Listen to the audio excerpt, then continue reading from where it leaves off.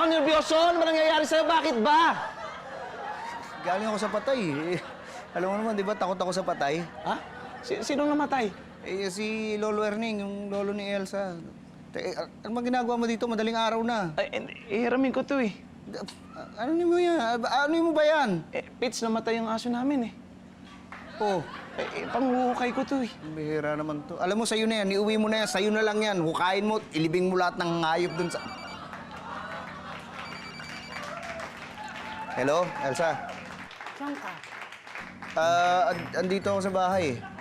Anong ginagawa mo dun sa bahay? Bumalik ka rito. Naku, nagtatampo na ang mamang sa'yo, no?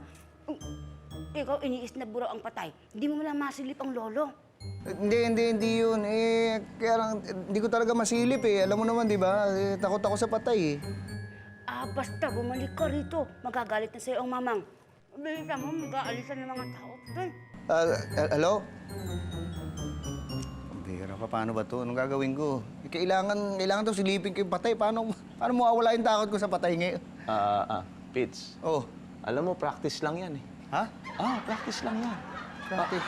Ganito. Ganito gagawin ko, ha? Ayan, hihiga ako dito, ha? Ha? Kunwari patay ako. Ako bangkay. Hihiga ako dito. O, tas lumapit ka sa akin. O. Sige. Sige, ramdamin mo lang. O, kunwari ako patay. O. Sige. O. Sige. Ramdamin mo.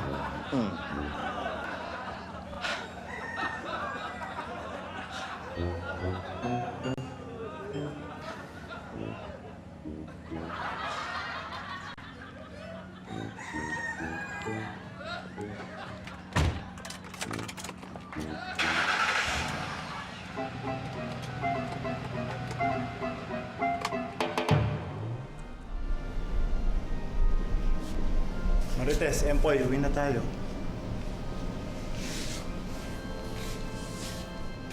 Paalam na tayo kay Chang. Ay, huwag mo hamisayin yung mga yan bago dumaan sa buhay. Tara, huwag mo tayo.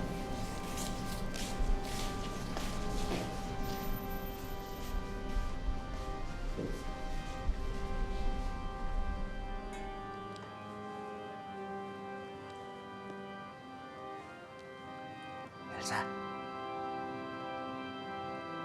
Ma'am? Elsa?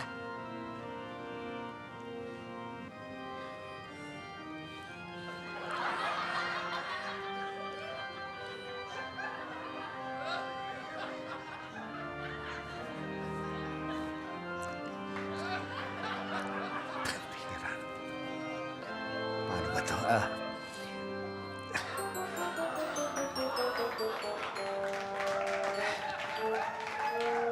Lolo Erning, sandali ah.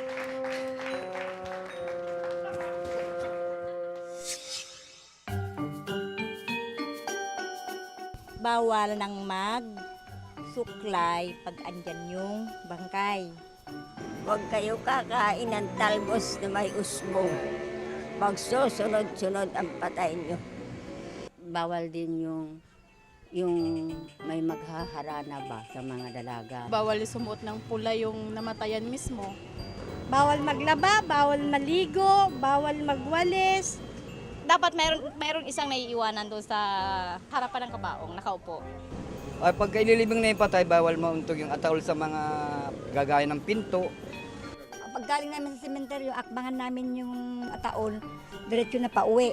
Huwag ka nang lilingon. Pag galing sa patay, maghuhugas ng paa ng tubig yung mga galing sa libingan. Baka gusto mo malaman, para mawala ang kuto sa ulo mo, ilagay mo sa kabaong na may patay. Pamahiin din yan. Oo, yan sumpa kung tawagin sa amin.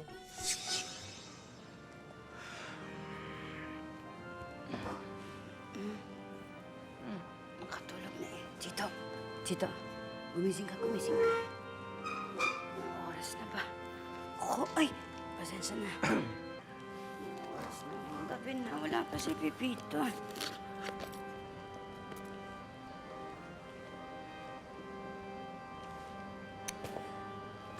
Sumasagot eh. Elsa, ano, puyat na yung anak mo. Oo nga po, meron pang pasok to bukas, ma eh. O, uwi na kayo na makapagpahinga. Nay, Sige na. uwi na tayo. Ayaw matulog dito. May patay eh. Hoy, ano ka ba? Ang patay. Kung sasabihin yung ganun, Lolo mo yan. Konti Oo, respeto. Mabuti naman at tinuturuan mo maggalang, ano? Hindi ko naman ito pinababayaan, Mang. Gusto namin meron siyang respeto sa lahat ng tao, sa lahat ng bagay. Uuwi na kami siguro. Sige na, uwi na Magta-taxi kayo. na lang muna. O sige, sige. Sige na. Hindi na bumalik si Pitoy. Hindi na. Mang, di doon na lang din kayo sa bahay nang makapagpahinga kayo ng maayos. Paano Lolo Erning mo walang kasama? Mang, patay na ang Lolo Erning. Ayos lang po yan dyan, hindi naman naalis na yan. Akala ko ba kanina respeto ang pinag-usapan dito?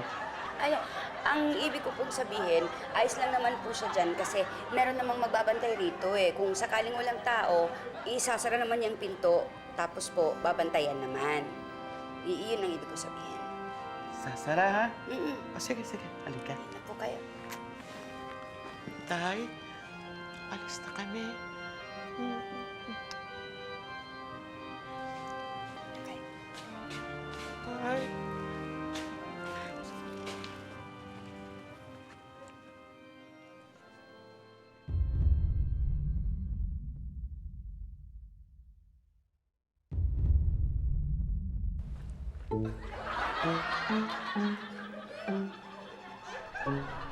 Sa?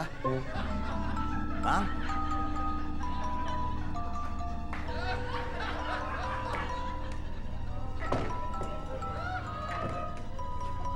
Elsa, huwag niyo ako biruin ng ganito, ha? Mang?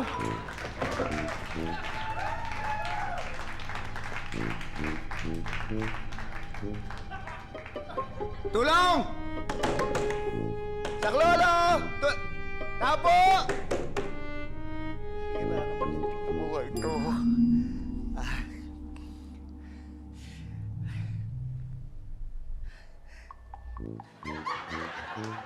Erning. Alang, ha? Pambabangon.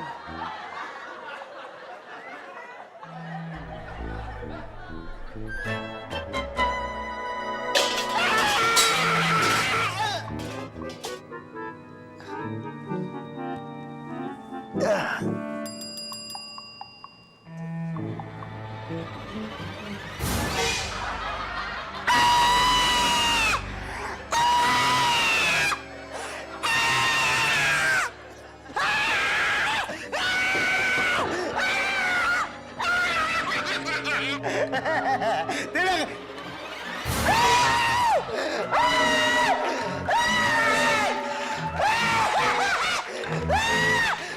Sir, ano nangyari sa inyo?